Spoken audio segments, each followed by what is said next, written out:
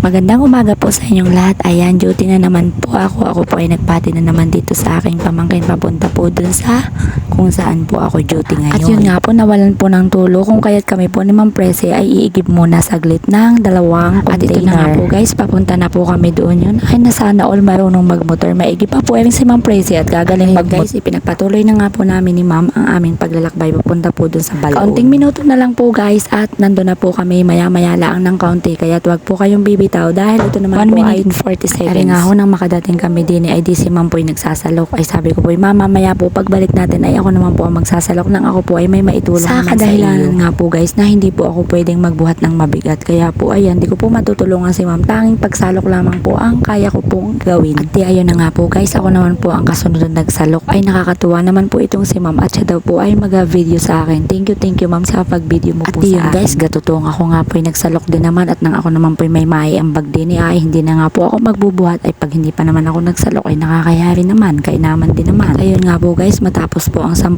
taong pagsasalok ay mapupuno na din nga po ere at kami po ay babalik na. Ito na ay nakailinaw naman ng tubig, malalim nga lang kaya medyo madilim. Edi nga po nang matapos po ay daladala na ni Ma'am ang container. Edi ako nga po ay tamang pag-video na lang at wala nga po akong maiitulong at hindi ko po kayang bumuhat dahil nga at po yun guys, sa amin pong paglalakbay ay nalaglag po ang sombrero ni Ma'am dahil nga po mabilis ang aming takbo. Ayan ay di si Ma'am na po ang kumuha dahil lalalay ko po yung container. Tunay naman nga akong napakasexy na rin si Ma'am Presi. Ano baga pong sekreto nyo Ma'am at napakasexy nyo po ay sana hanggang dito na lamang po. Maraming salamat po sa inyo.